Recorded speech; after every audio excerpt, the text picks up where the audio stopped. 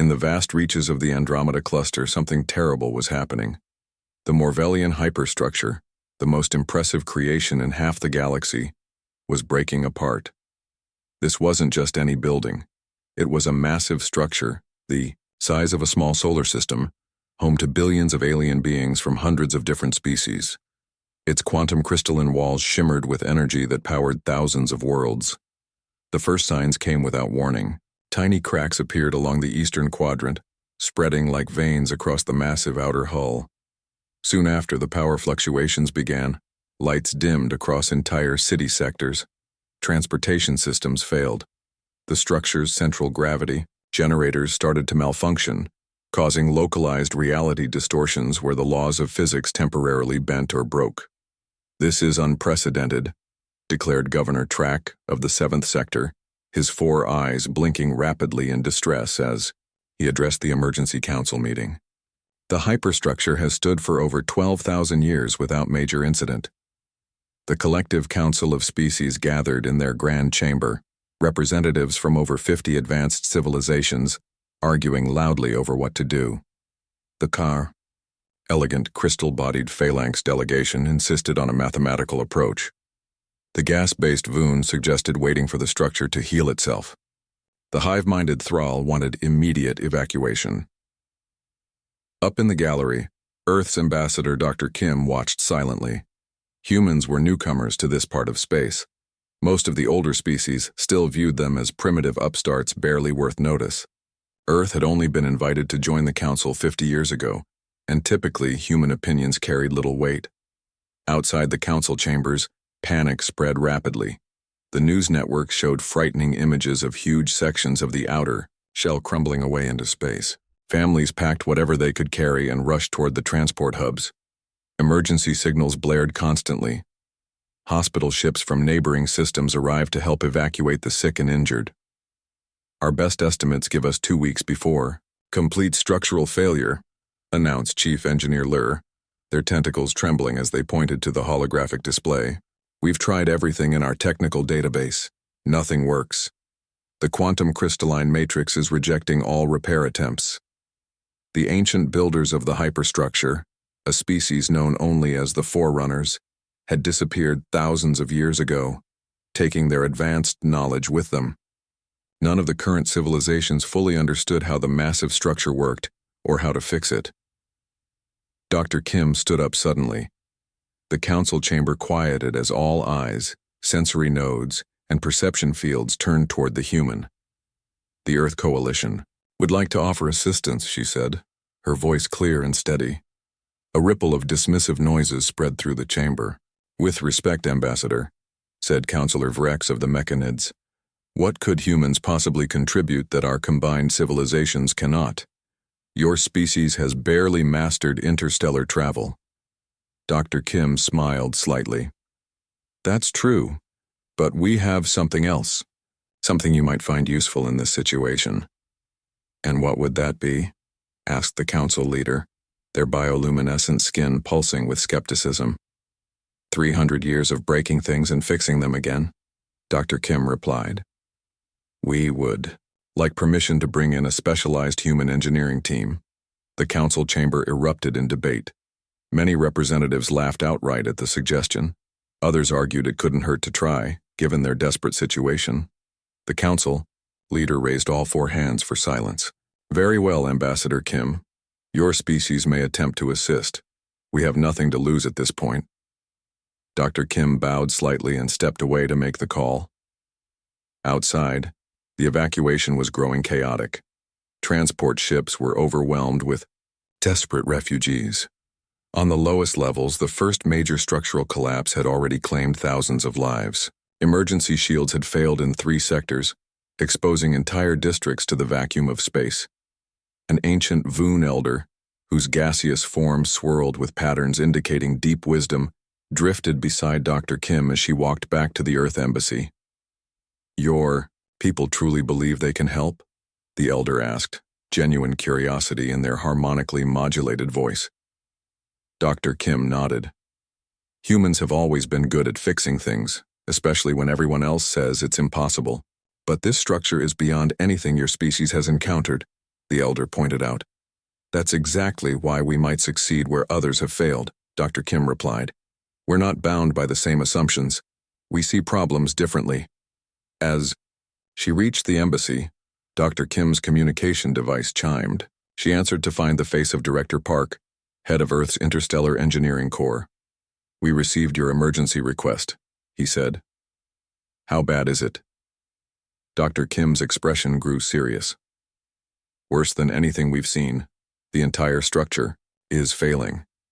Billions will die if it collapses completely. Director Park nodded grimly.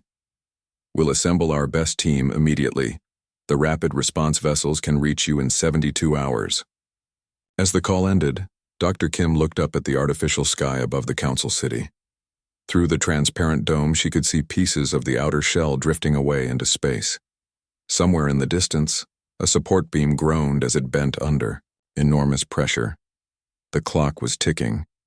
In 3 days, either humanity would prove its worth to the galactic community, or they would witness the greatest disaster in recorded history. Either way, everything was about to change. 3 days felt like forever as the hyperstructure continued to crumble. More sections failed each hour, and the death toll rose into the hundreds of thousands despite evacuation efforts. The alien engineers tried everything: advanced repair drones, self-healing nanomaterials, even experimental reality stabilization fields. Nothing worked for more than a few minutes before the structure rejected it. When the human fleet finally arrived, many alien officials were visibly disappointed. Instead of the massive construction vessels they expected, only 5 mid-sized ships appeared, looking almost primitive compared to the sleek alien craft in the rescue fleet. That's it? Asked Counselor Vrex, not bothering to hide her disdain. 5 ships?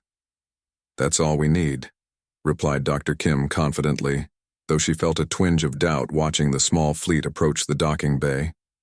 The lead ship's doors opened, and humans in practical work clothes emerged. No fancy uniforms, no advanced robotic assistants, just people carrying toolboxes and wearing reinforced exosuits. There were about 300 of them in total: quantum engineers, material scientists, construction specialists, and emergency response workers. Director Park stepped forward, a sturdy man with calloused hands and eyes that missed nothing. He looked up at the towering alien representatives and offered a simple bow. Thank you for allowing us to help, he said. We'd like to get started immediately. The alien delegation had prepared a formal welcome ceremony followed by a detailed briefing session. Director Park politely declined both. With respect, he said, we'll learn more by seeing the structure firsthand than through any briefing. Every minute counts now. This baffled the alien officials, but they reluctantly agreed. Against protocol, they provided transport directly to the most critically damaged section of the hyperstructure. As they traveled, Dr. Han, the quantum materials specialist, studied the alien reports on her tablet. Their approach doesn't make sense, she muttered. They're treating the structure like it's just an object. What do you mean? Asked Counselor Ziv, a tall, spider-like alien serving as their escort. From these readings, Dr. Han explained, the quantum crystalline makeup shows resonance patterns similar to living systems. The structure might not be conscious, but it's not entirely inanimate either. The alien counselor looked skeptical. Our scientists have analyzed the structure for centuries. It's an engineering marvel, but nothing more. When they reached the damaged area, the humans did something that shocked their alien hosts. They removed their helmets. What are you doing? Gasped Counselor Ziv. The atmosphere stabilizers are failing in this sector. They're working well enough, said Director Park, taking a deep breath. We need to feel the air currents, smell the materials. Sometimes your senses tell you things instruments miss. The human team spread out, touching walls, listening to the groaning structure, even tasting residue from damaged sections. They worked, quickly but methodically, communicating in short, practical sentences. An hour later, they gathered again. Engineer Lee, a quiet woman with quick hands, had already sketched a rough blueprint of how the structural failure was progressing. It's like dominoes, she explained to the growing crowd of curious aliens. The primary failure point isn't where everyone thinks. It's actually here. She pointed to a seemingly stable section near the core, and it's spreading outward. That's impossible, protested the chief alien engineer. Our quantum models clearly show. Models are only as good as their assumptions, interrupted Dr. Hahn. And your assumptions about how this structure. Rather than continuing the argument, the humans simply went to work. They broke into teams, setting up temporary workshops right inside the damaged structure. They unpacked portable manufacturing units and began fabricating parts on the spot. What are those? Asked one alien observer, pointing to oddly shaped devices. Structural bypasses, explained Engineer Choi as his hands flew over the equipment. Nothing fancy, just something to buy us time while we figure out the real solution. The alien engineers watched in horror as the humans used methods they considered crude. Mechanical fasteners, improvised welds, and manually operated tools. Some even worked without computer assistance, relying on what they called feel. This is madness, whispered one alien to another. They're treating a quantum crystalline hyperstructure like it's a primitive building. But to everyone's surprise, the human patches began to hold. Areas that had been destabilizing for weeks suddenly stabilized. The constant alarms in 3 sectors went silent. By the end of the first day, Director Park called for a brief meeting with Dr. Kim and the Alien Council. We've identified the problem, he said, wiping sweat from his brow. The structure is dying of loneliness. Excuse me? Asked the council leader, clearly confused. This isn't just a building, explained Dr. Hahn. It's a semi-sentient system. And from what we can tell, it was designed to be in communication with its creators.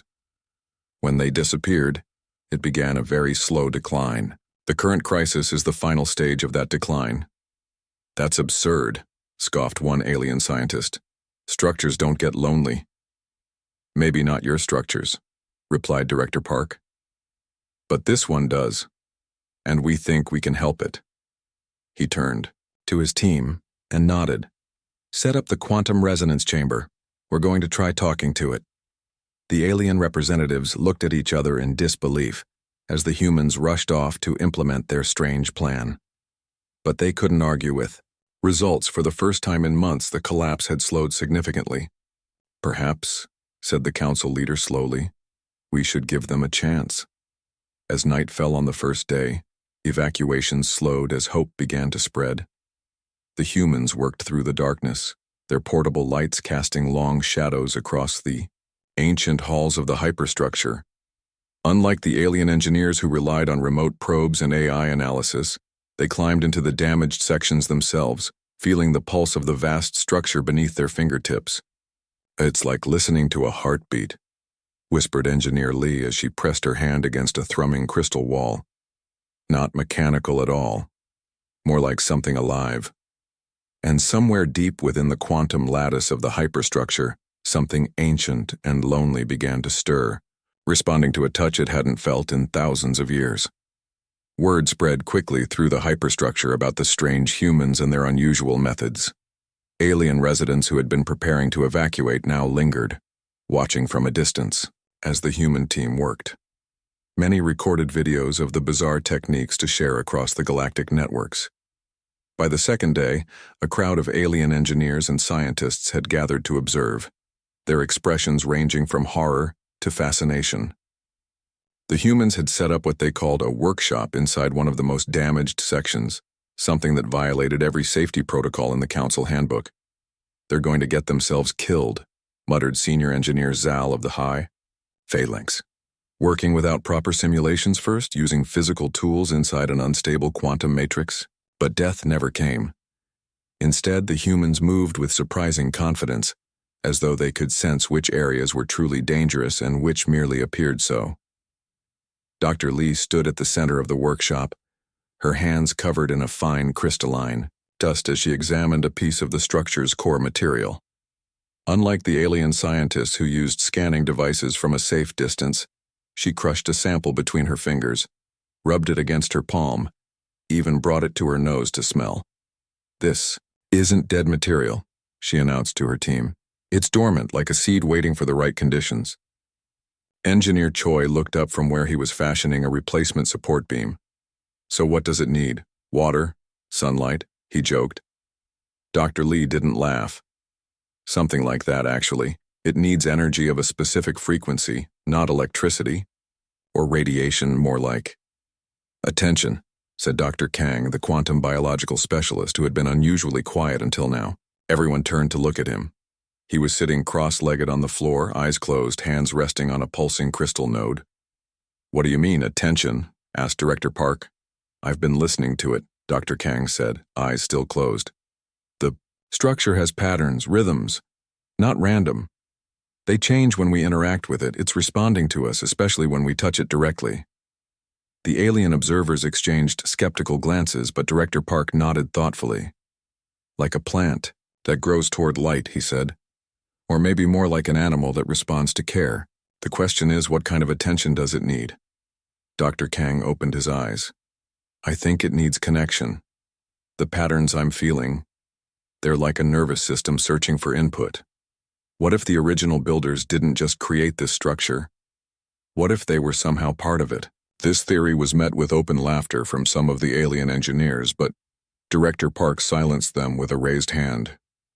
It's worth exploring. Dr. Kim, can you get us access to the central nexus? The Alien Council representatives initially refused this request. The central nexus was the most sacred and sensitive part of the hyperstructure. But after another major section collapsed despite their conventional repair efforts, they reluctantly agreed. The central nexus was breathtaking, a massive spherical chamber hundreds of meters across, filled with floating crystalline formations that slowly rotated around a blinding core of pure energy. Most visitors had to wear protective gear due to the intense radiation, but Dr. Kang insisted on entering with minimal protection. This is suicide, warned the Thrall safety officer. The quantum flux alone will scramble your nervous system. Maybe for your species, Dr. Kang replied calmly. But humans are surprisingly radiation-resistant compared to most galactic citizens. We evolved on a planet bathed in solar radiation. What happened next would be debated in scientific circles for decades to come. Dr. Kang walked to the center of the chamber, sat down in a meditation pose, and simply connected. He placed his hands on two crystal nodes and closed his eyes. At first, nothing seemed to happen. Then the entire chamber began to pulse with light, soft blues and purples that hadn't been seen before. The rotating crystals slowed their spin, as if paying attention. He's established communication, whispered Dr. Lee in awe. Some kind of direct neural interface. Impossible, declared the chief alien scientist. The quantum complexity would overwhelm any biological brain. Not if the structure is meeting him halfway, said Director Park. Not if it wants to communicate. For 3 hours, Dr. Kang remained motionless at the center of the nexus, while the rest of the human team worked frantically to implement what they called bypass systems. These were essentially temporary structural supports, not elegant or permanent solutions, but emergency measures to buy time. Unlike the alien engineers who refused to implement anything less than a perfect solution, the humans embraced imperfection. They created crude but effective patches, using materials scavenged from less critical areas of the structure.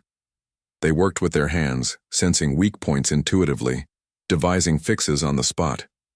This is barbaric, commented one alien observer, as Engineer Choi literally kicked a support beam into place when it wouldn't quite fit. Maybe, replied Engineer Choi with a grin as the beam locked in and the warning lights in that section turned from red to green. But it works. By evening, the emergency evacuation orders were officially suspended. The structure had stabilized enough that immediate collapse was no longer imminent. People began returning to their homes in the safer sections, watching repair progress on their communication devices.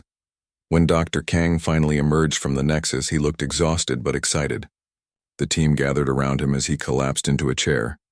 It's alive, he said simply. Not conscious exactly, but aware.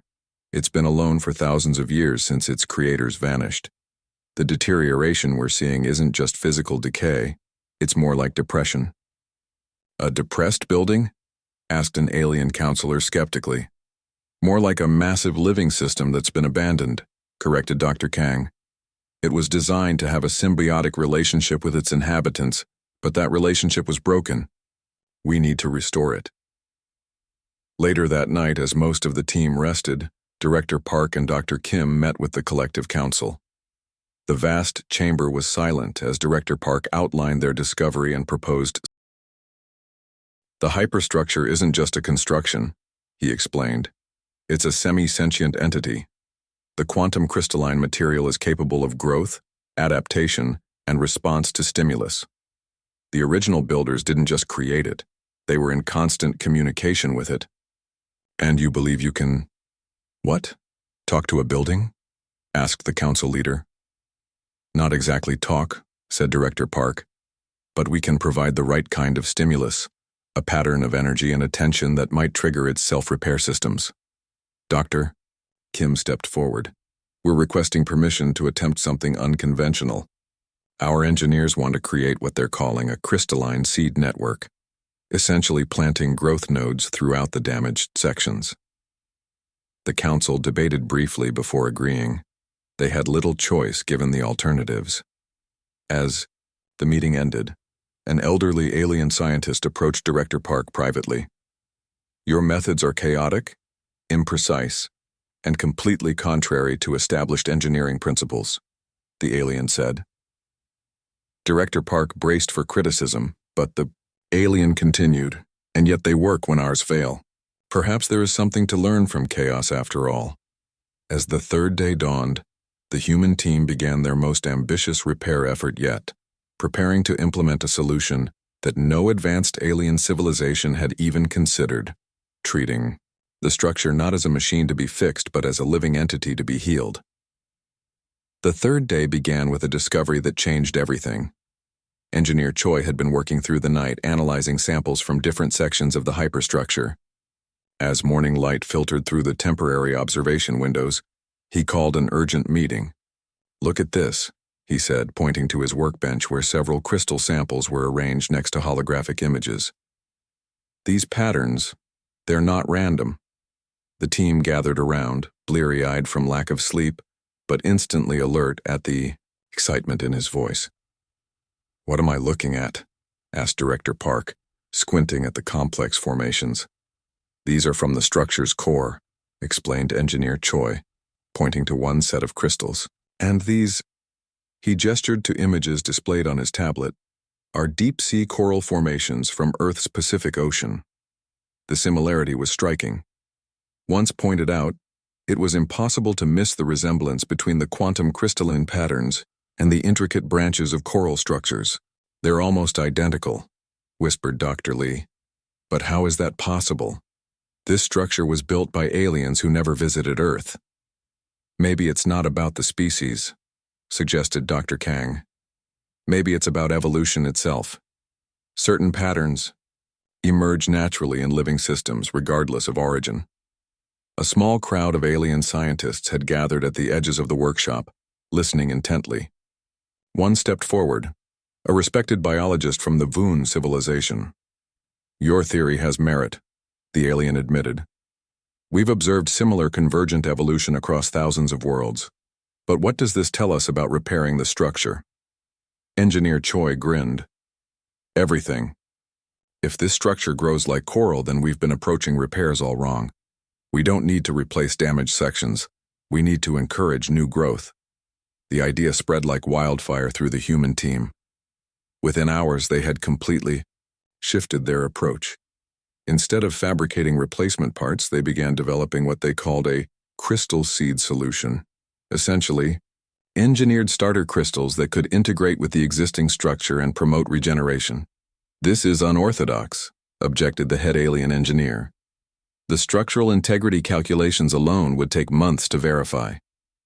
We don't have months, replied Director Park. And sometimes you have to trust patterns you recognize, even if you can't fully explain them yet. By midday, the human team had set up a makeshift laboratory in what had once been a residential sector.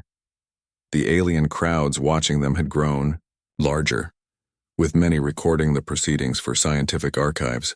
What they were witnessing had never been attempted before. The deliberate cultivation of a quantum crystalline superstructure as though it were a living reef. Dr. Han led the effort, carefully mixing solutions in which the seed crystals would grow. The trick, she explained to anyone who would listen, is creating crystals that match the quantum signature of the original structure, while introducing enough novelty to stimulate growth response. Like grafting a plant, added Engineer Choi. We need compatibility, but also something new to trigger healing.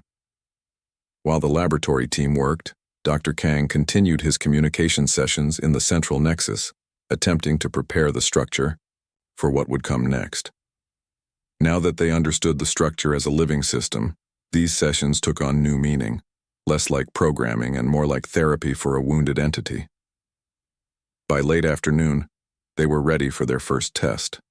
The team gathered in a heavily damaged section where an entire support column had crumbled, leaving a dangerous gap in the structure's integrity. The alien officials watched from a safe distance, most still skeptical, but curious. Dr. Han approached, the damaged area carrying a small container of glowing blue fluid. If this works, she told Director Park, we should see a response within hours, not days. And if it doesn't? He asked quietly. She shrugged. Then we try again with a different formulation. That's how science works. With careful precision, Dr. Han injected the crystal seed solution directly into the broken edges of the structural gap. The fluid seemed to disappear into the material, leaving no visible trace. Then the team waited. 1 hour passed. Nothing happened. 2 hours. Still nothing. The alien observers began to drift away, some shaking their heads or making equivalent gestures of disappointment. Even some of the human team started to look doubtful. Maybe the concentration was wrong, suggested Engineer Choi. Or, maybe this whole approach is flawed, said one of the alien scientists, not unkindly. Dr. Han stood her ground. It needs time. The crystals have to integrate before growth can begin. At the 6-hour mark, Director Park was about to call for a regroup to discuss alternative approaches when Dr. Kang burst into the chamber. Something's happening in the nexus, he said breathlessly. The energy patterns are shifting. The team rushed to the central nexus where an astonishing sight greeted them. The floating crystal formations were pulsing with new light, not the usual white or gold, but a deep, vibrant blue that matched the seed solution they had created. It's responding, whispered Dr. Kang. The entire structure is responding. They raced back to the test site, and there, before their eyes, new crystal growth had begun. Tiny, delicate filaments of quantum crystalline material were slowly extending, from the broken edges, reaching toward each other across the gap. It's working, shouted Engineer Choi, unable to contain his excitement. It's actually growing. The news spread throughout the hyperstructure. Alien residents and officials flocked to witness the miracle. Where before there had been only breakdown and decay, now there was renewal and growth. How fast will it regenerate? Asked the council leader who had arrived with a full diplomatic entourage. That's the thing about living systems, replied Dr. Han with a smile. Once they start healing, they often surprise you with their resilience. Throughout the night, the growth accelerated. The human team moved quickly, identifying critical damage points and injecting the seed solution at strategic locations. By dawn, entire sections that had been written off as lost were showing signs of regeneration. We need to scale up, decided Director Park. Prepare enough solution to treat the entire outer hull. For the next 12 hours, every available human worked at production while Dr. Kang maintained his connection in the Nexus, somehow guiding the structure's healing response through his mysterious communion. The critical moment came when they injected the solution directly into the structure's central nexus, the equivalent of a mainline dose to the heart of the system. For an agonizing hour, nothing seemed to happen. The human team and alien observers alike held their breath. Then, like a wave rippling outward, a pulse of blue light spread from the nexus through the entire hyperstructure. Monitoring stations across the cluster registered strength readings, exceeding original specifications. The structure wasn't just repairing itself, it was evolving, becoming... What did you do? Asked an amazed alien scientist as they watched damaged sections knit themselves back together before their eyes. We remembered something that advanced civilizations sometimes forget, said Dr. Han quietly. Life finds a way. You just have to give it the right conditions to thrive. As the day ended, celebration broke out across the hyperstructure. Species that had been preparing for the end of their world now found themselves witnessing its rebirth, and at the center of it all stood a small team of humans, exhausted but triumphant, who had seen familiar patterns in an alien design and trusted what they knew about life's endless capacity for renewal. By the 5th day, the Morvellian hyperstructure glowed with renewed life. The quantum crystalline material pulsed with a beautiful blue luminescence never seen before, a visible sign of its restoration and evolution. What had begun as a desperate repair mission had transformed into something far more profound, a renaissance for the ancient living structure and a dramatic shift in how the galactic community viewed humanity. The Collective Council of Species called for an unprecedented public session in the Grand Assembly Hall. Every seat was filled, with representatives from hundreds of worlds attending in person or through holographic projection. Species that had ignored or looked down on humans for decades now clamored to speak with the Earth team. Dr. Kim stood beside Director Park at the entrance to the hall, watching the crowd gather. "Ready for this?" she asked quietly. Director Park straightened his simple work uniform, still stained with crystal residue from the repairs. "Not really. I'm an engineer, not a diplomat." "Just tell them the truth," Dr. Kim said. "That's all they need to hear." As they entered, the vast chamber fell silent. The council leader, an imposing figure whose crystalline body structure reflected the light in rainbow patterns, gestured for them to approach the central podium. The Collective Council extends its deepest gratitude to the representatives of Earth. The leader's voice resonated through the hall. "In 5 days you accomplished what our combined civilizations could not in months. We formally request an explanation of your methods to be shared with all council species." Director Park stepped forward. Looking small against the massive architecture of the alien chamber, he cleared his throat. "There's really not much to explain," he began simply. "We didn't do anything particularly advanced. We just approached the problem differently." A murmur ran through the crowd. This was not the technical lecture many had expected. For thousands of years, Director Park continued, your civilizations have pursued technological perfection. You've created marvels of engineering and science that we humans can barely comprehend. But somewhere along the way, some of you forgot something important.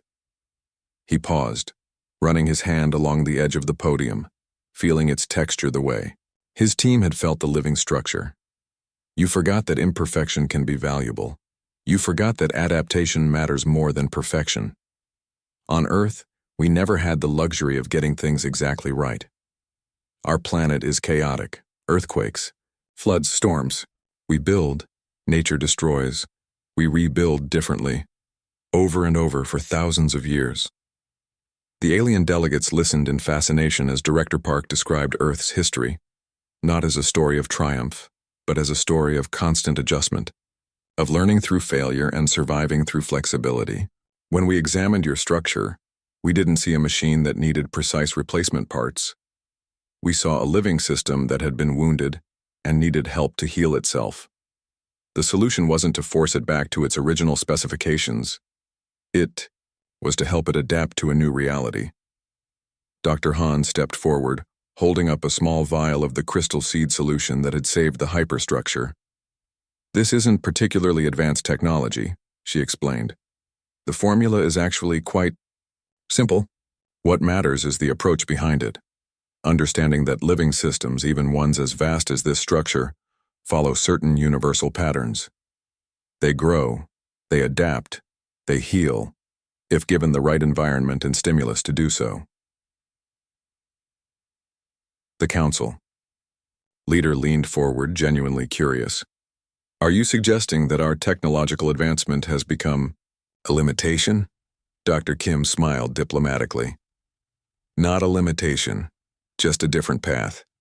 Humanity's greatest strength has never been our technology. It's been our adaptability.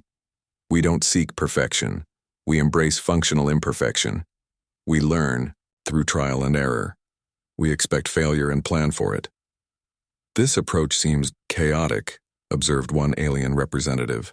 Life is chaotic, replied Engineer Choi from where he stood with the rest of the team. The universe is chaotic.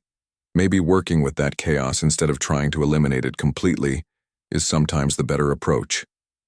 As the session continued, species that had once competed with each other now joined together in requesting exchange programs with Earth.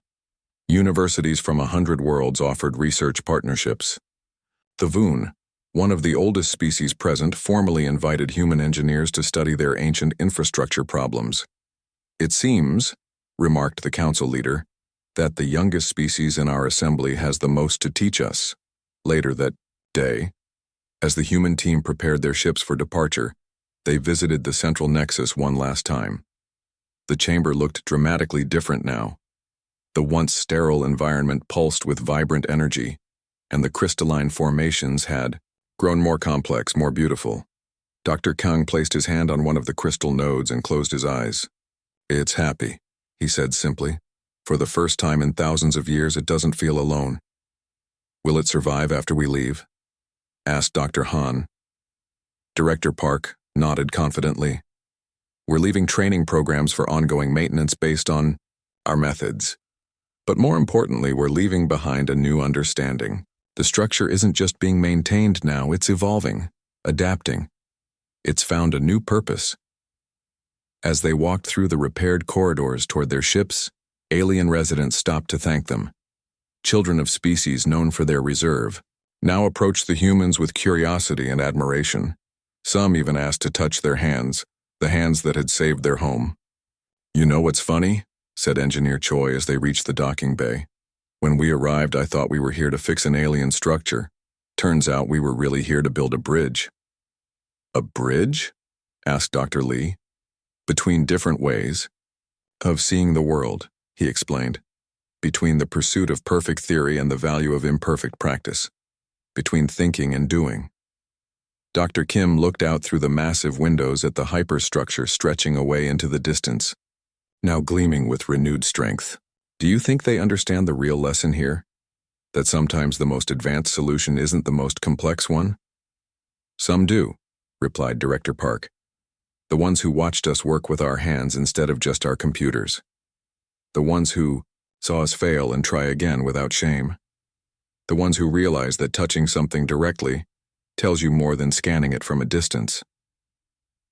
As the human fleet departed, their small ships looked tiny against the vast backdrop of the restored hyperstructure. But throughout the Andromeda cluster, the story spread of how the supposedly primitive humans had accomplished in 5 days what the most advanced civilizations couldn't do in months. News networks across thousands of worlds reported on what some were calling the human approach, a methodology that embraced chaos rather than trying to eliminate it, that valued adaptability over perfection, that remembered the wisdom of evolution itself. And across the galaxy, engineers and scientists began to look at their problems differently, asking themselves a new question. How would a human solve this? Back on the repaired hyperstructure, the new blue luminescence continued to spread, lighting corridors and chambers that had been dark for centuries. The living system had not just been repaired, it had been transformed, awakened to new possibilities. Just as humanity had awakened the galaxy to a different way of thinking, a reminder that sometimes the oldest wisdom comes from the